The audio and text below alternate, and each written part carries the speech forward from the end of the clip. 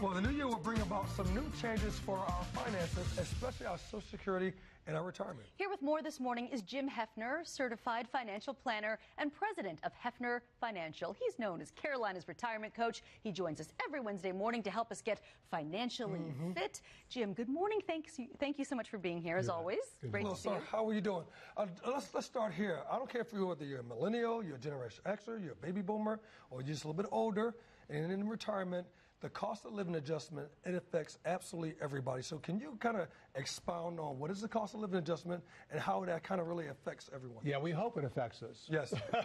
Yes. So the cost of living adjustment is meant to keep up with inflation to some degree. Now, if you've been on Social Security for a while, you know it doesn't do a very good job of that because we've seen almost no increase, if any, the past couple of years, right? Well, this year, 2018, we're getting a 2% increase in the cost of living. Yay. That's really pretty. That's the biggest in 6 years. Here's the bad news. You probably won't get it. What do you mean we probably won't get it? Well, so that will be added to your Social Security income, but deducted from your Medicare increase. Okay, so as we're talking about my Social Security, so it's going to be added to my income, and it's going to be deducted. So how does that work? What does it mean in real dollars for me? What does that mean? Well, it probably means you'll see no increase at all.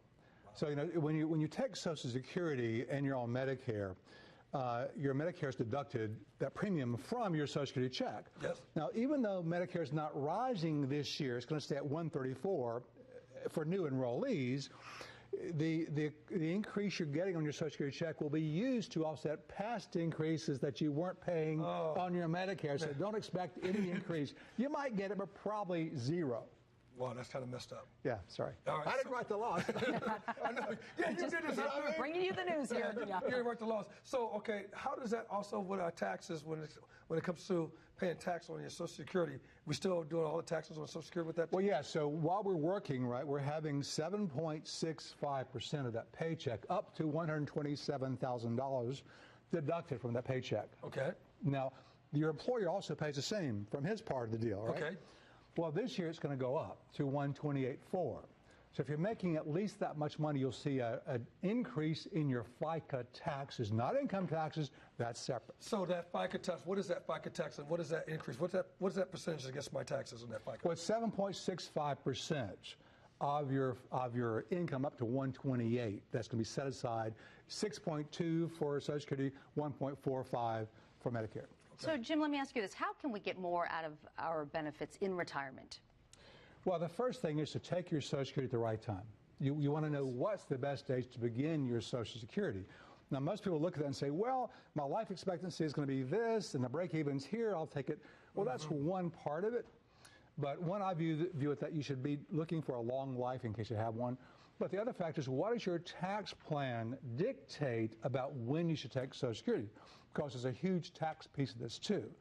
So the next thing is you want to have a tax plan, meaning that you want to know that how do you reduce your taxes in retirement? And the first thing is, if we can make your nest egg tax-free to you, then that's going to maybe eliminate taxes on Social Security as well, because Social Security is taxed based upon your provisional income, which is half your Social Security plus any other taxable income, including muni bond income. So if that's over certain limits, then up to 85% of your Social Security is taxed. Gotcha. Okay.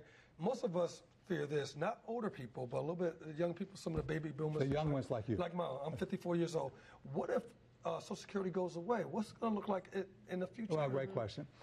Well, that would be pretty bleak for most Americans because it's a big piece of most Americans' income, right? Not yours, I know, yes, but for the average person, it's different. You've done well in life, but I don't see it going away. And here's why. You know, when Medicare began in 1935, you could start it at when Social Security began in 1935, you could begin your income at age 65. And life expectancy was age 64.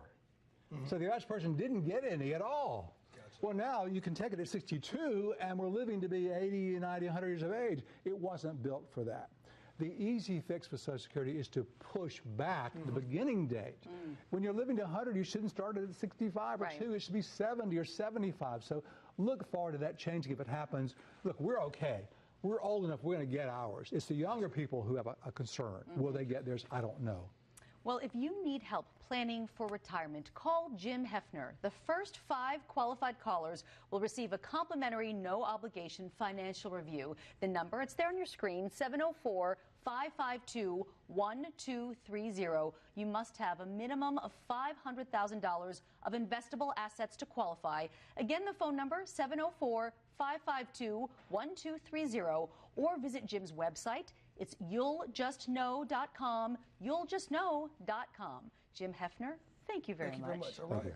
All right, well, up next this morning.